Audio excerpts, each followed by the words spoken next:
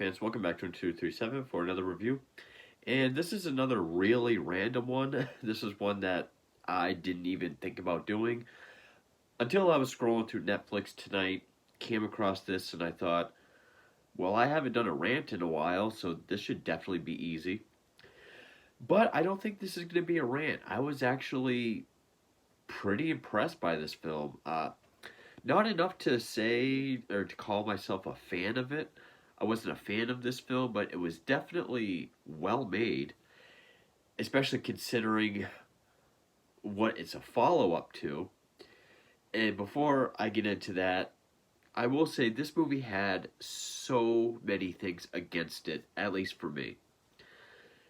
It's a prequel, which, if you follow my channel, you know how much I hate prequels, origin stories, unless there's a purpose, like Pearl, but that's hardly ever. They're usually just for mindless, instant satisfaction audiences who just see something, they like it, instead of appreciating it, they gotta have more. They gotta know the secrets to everything, the origin. So it's one of those. It's a prequel to a movie that I fucking hated. I have reviewed it, and one of my least favorite, most hated horror films of the 2010s. It's a Blumhouse film, sort of a typical Blumhouse film, or if it's not, it's at least produced by Jason Blum, along with other horror producers I'm not a fan of, Michael Bay, Andrew Form, Brad Fuller. It is a supernatural paranormal film with a little bit of possession, which from the 2010s, very hard to pull off, at least for me.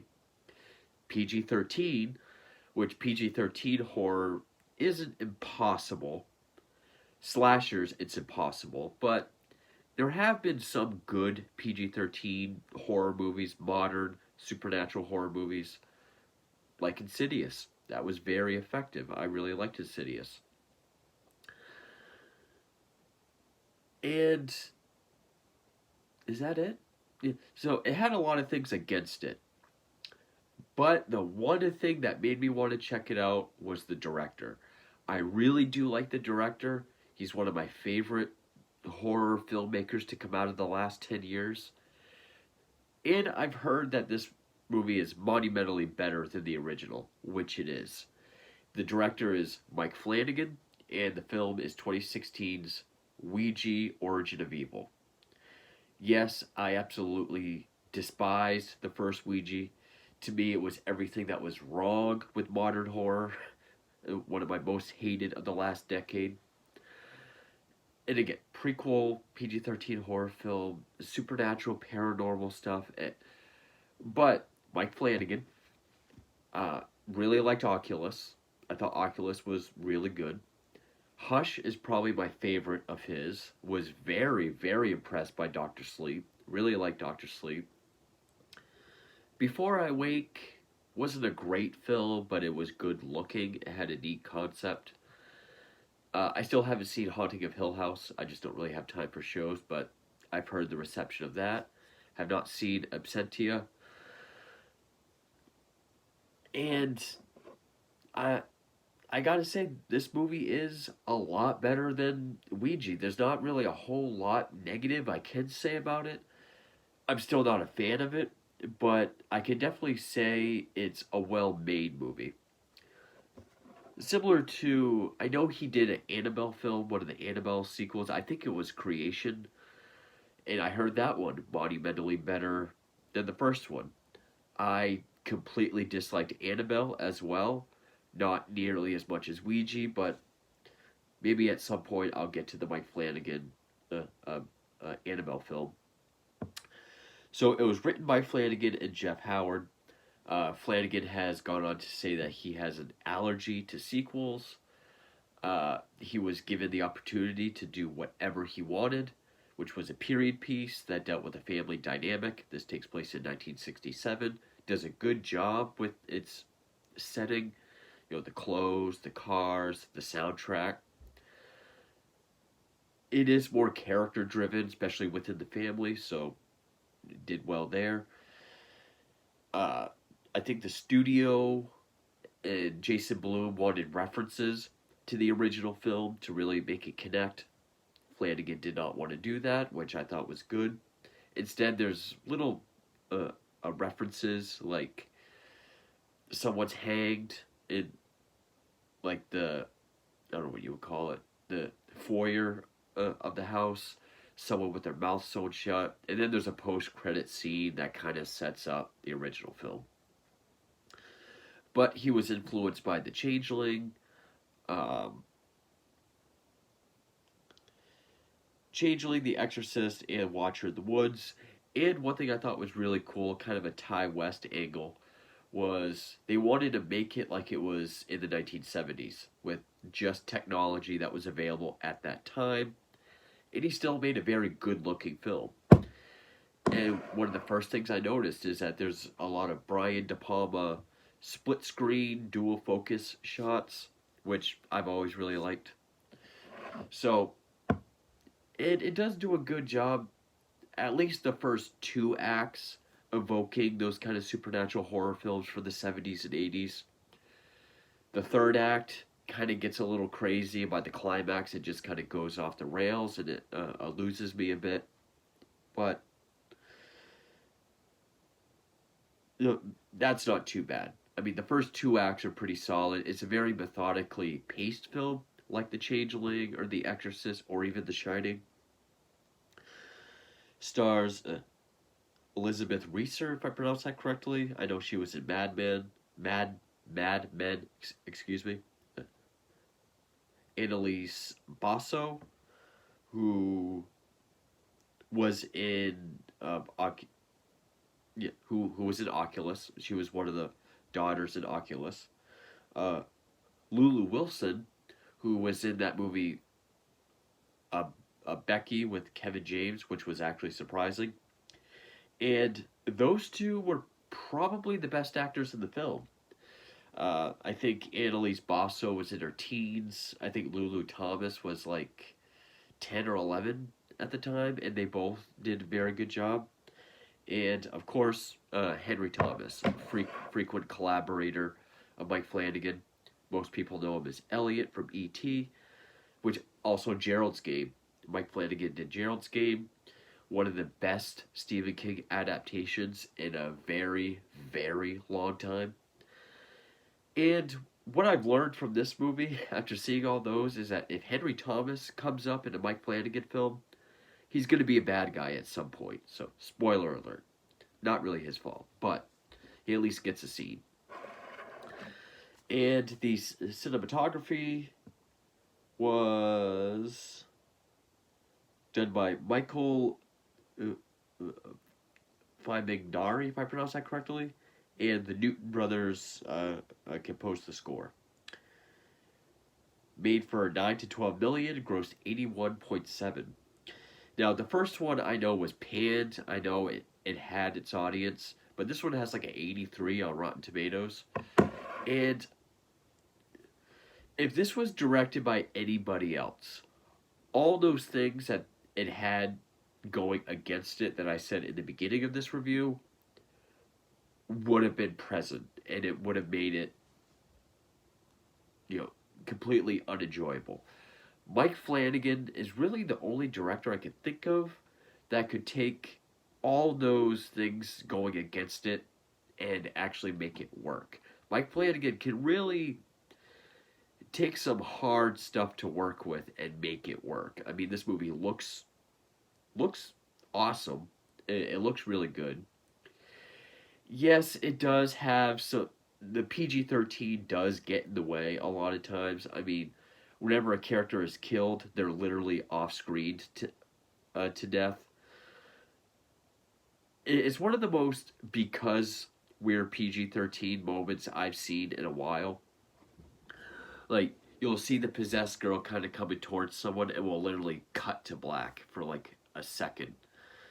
And there's a scene where someone's getting their mouth sewn shut, there's no blood. So it does fall victim to his PG-13, but the rest of the movie is so well done that I can forgive that. Also, one thing that I am very sick of is the generic, like, white eyes, mouth, which always looks CGI. Here it looks practical or it looks passable, and it actually does look creepy. Kind of looks like the face in the short film version of Lights Out. Sometimes it looks silly. Like the first time we see it when the girl's on the floor, it looks kind of silly. But like when she's in the background, out of focus or in the dark, it's eerie enough. And of course, you'll have scenes like where she'll just pop up, eyes will be white, she'll be talking fast, or the voice will be like with like the 10 voices layered on top of each other. It does have its generic moments. Another thing I'm tired of that it does passably, the fake out dream sequence, which is always just a cheap way to throw in a throwaway scare. There is a dream sequence in this, but it kind of foreshadows something that's going to happen later. So there is a reason for it. So I give all the credit in the world to Mike Flanagan for making a prequel, a PG-13 prequel to Ouija passable. So he definitely deserves a ton of credit. Our four main actors, the mom, the two daughters, and Henry Thomas, they all do fine. And I did find myself getting into the story. Again, it is a well-paced film. It hovers around 90 minutes. It doesn't waste its time. This is actually a movie where I would say everything that happens in the last 10, 15 minutes or so, if they had added another 10 or 15 minutes, because it feels like they're just throwing everything in there and it kind of goes off the rails. But I found myself liking the story, which is, so you have this mother played by is it Elizabeth Reeser? Yeah. So she plays Alice. Annalise Basso plays Lena, from Oculus, her older daughter. Lulu Wilson plays Doris, the younger daughter. And also, of course, you have Lynn Shay, because she has to be in every new paranormal film. Even though this was not put out by New Line. No, Blumhouse, Platinum Dunes, and Hasbro Studios. I did not know Hasbro had a studio. Which, I guess this also, because it takes place in 1967, kind of plays on when the Ouija board was kind of becoming like a household board game. Which the Ouija board has been around a lot longer than that. Recently, when I was in Salem, I went to the Hall of Ouija boards, and there was a whole history going back to like the 1800s. I think this was just when Hasbro got a hold of it and made it like a household board game. But so Alice, her husband died some period ago, and now she kind of has this for not fortune teller, but she has like a business where she's a medium out of her home, and her daughters help her. It kind of goes the Last Exorcism route, which I liked, because it could have just been typical horror movie world where they believe in it and everything kind of works, but then they get the Ouija board, it goes crazy. No, they're frauds. Well, they're frauds, but they say they're not. Like, it even shows in the beginning, there's a customer who's like, oh, your husband says he misses you and live your life. She leaves. And we see the daughters kind of hiding with some gadgets, like to make candles blow out or shake the table or whatever. And the mom says, we're not frauds or scams because when they leave, in their mind, we helped them. In their mind, they have closure. So even if it's not real, they believe it is, and that's enough. So kind of like Last Exorcism. And I liked that. It was kind of different. It wasn't just someone, like, some hack that's into witchcraft, but it can't work. Then they get a possessed board or whatever. And so Lena says we kind of got to up the ante on our gags.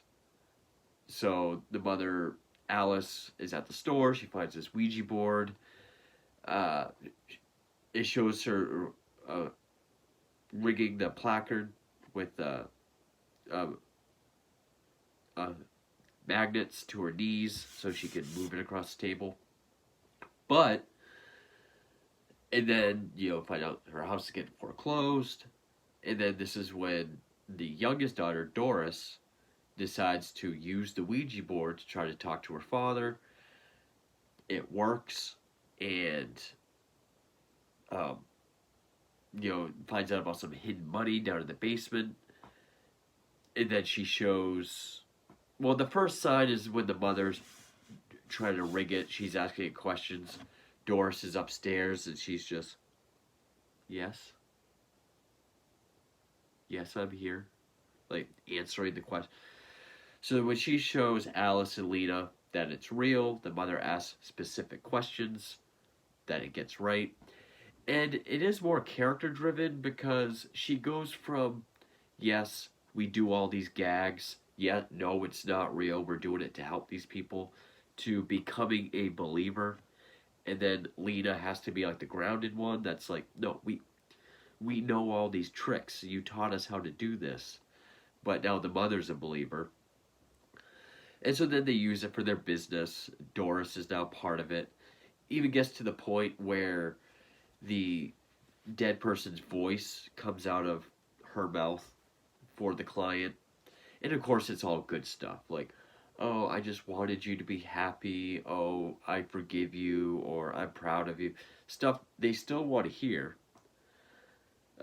Henry Thomas plays the priest at their Catholic school.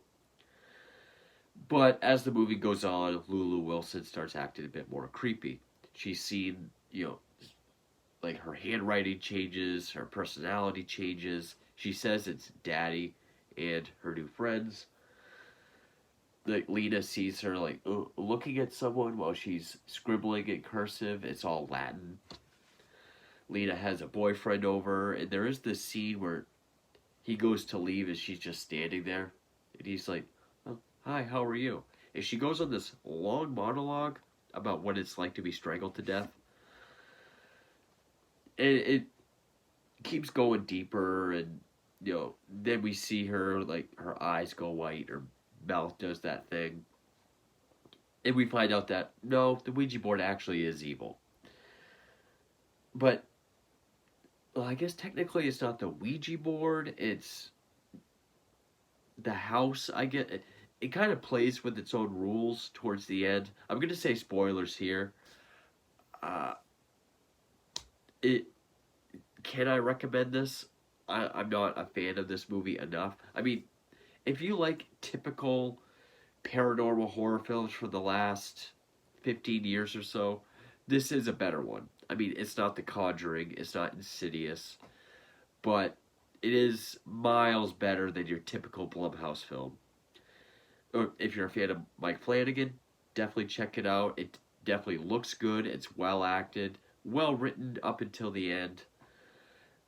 Or if you thought Ouija was as bad as I thought it was, check this out just to see, holy shit, not only is the follow-up better, but it's also a prequel, which is almost never needed. So, yeah, spoilers. Uh, Lena brings the Latin to Henry Thomas. He finds out it's all evil. They do a demonstration for Henry Thomas, whose wife is dead. He kind of tricks, kind of shows how it works. Like, he asks, like, Doris, what is my wife's middle name? Spells out Lynn. But then when he's talking to the other daughter and Alice, he's like, that's not her middle name. I was thinking Lynn. I was trying to kind of showing how people like John Edwards used to do stuff. Like, I'm sensing someone had a loss. An older person, older, like mother, grandmother. Someone yells grandmother's like, grandmother? Yes, that's what I'm hearing. Her name began with an A or a B, C possibly. Caroline. Yes. Kind of just playing off what you're thinking. And then it just goes crazy. Yeah, people.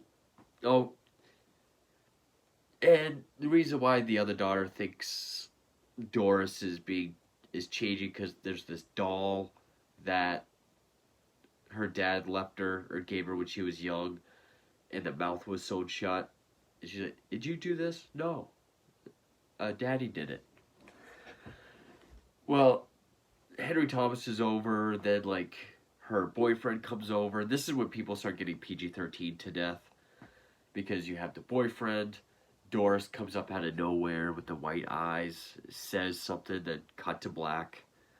Then we see him getting thrown over the railing in the foyer, so he's hanged, kind of like in the first film. There's like this secret passage down to the cellar that goes to this spooky room with the photograph. And I actually gotta look up what was going on because eventually everyone gets possessed. Henry Thomas gets possessed, chases people. He shuts himself in the cellar, but then Doris is able to like whoosh him back against the wall, falls, cracks his neck on the steps. Uh, Apparently, in this secret room, there were experiments made, and those are the spirits that have been communicated through the Ouija board. And the mother is then captured because the spirit of their father comes to, takes the mother downstairs, shackles her to the table, uh, brings the other daughter to bed. But then the other daughter looks at the doll and realizes that the mouth was sewn shut. I guess to shut the voices out, which... Oh, okay. I thought that was a thing. Apparently, the spirit did that to shut the voices out.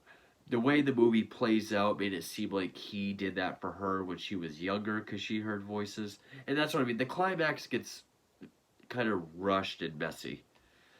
But, so then she realizes she has to sew Doris's mouth shut to stop the voices, which she does. And I mean, there are some scenes that it does get over the top, where Doris, when her mouth is wide, her eyes are white, she can like climb the walls. It only looks passable because it doesn't look CGI, but it still does look kind of silly. And for somehow, when she's sewing Doris's mouth shut, one, there's no blood. Two, somehow that kills her. So that she wakes up as a ghost, sees her dad's spirit, then they disappear. And then I think Alice wakes up. Uh, oh, the spirits possess Lita, who stabs Alice. And then as soon as she steps out of it. Mother tells her it's not her fault. Then we cut to sometime later in a mental hospital. She's being questioned because Doris is disappeared. But Lita still talks like, we can ask my mother where she is. Your mother's dead. You know this. You killed her. And then they send her back to her room. She pricks her finger, makes a Ouija board in blood on the floor, uses like a lens from eyeglasses for the placard, and then it ends with the doctor walking down the hall. He looks in the window, sees Lita standing there, and then right behind him, crawling on the wall, is Doris. End of movie. And then there's the end credit, the post-credit scene with Lynn Shay as old Lita in 2014, saying that her niece or granddaughter showed up, thus leading us into the first film. So yeah, this movie is monumentally better than the first one. I still wouldn't say... I guess I could say that I liked it or I liked it enough, I guess. The first two acts I thought were fairly strong. It was reminiscent enough of like the 70s and 80s kind of uh, supernatural haunted house or possession type movies like The Changeling. The Changeling is unbelievably better than this, but it still evoked that type of atmosphere and pacing, especially. The pacing was one of the stronger points of it, along with the acting, along with the cinematography and how it was shot. A lot of the stuff I thought was silly looking or kind of goofy.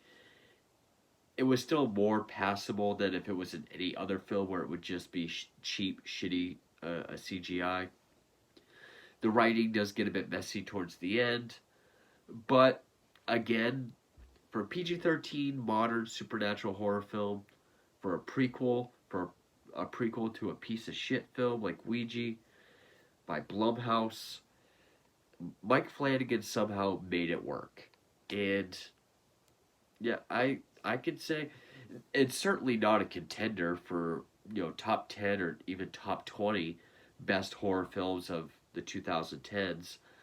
I don't even this probably wouldn't even be in the top 5 Mike Flanagan films for me. I mean, I would put Hush, Doctor Sleep, Oculus, uh, probably put Before I Wake over this as well. Definitely Gerald's Game. I'd put all those over this.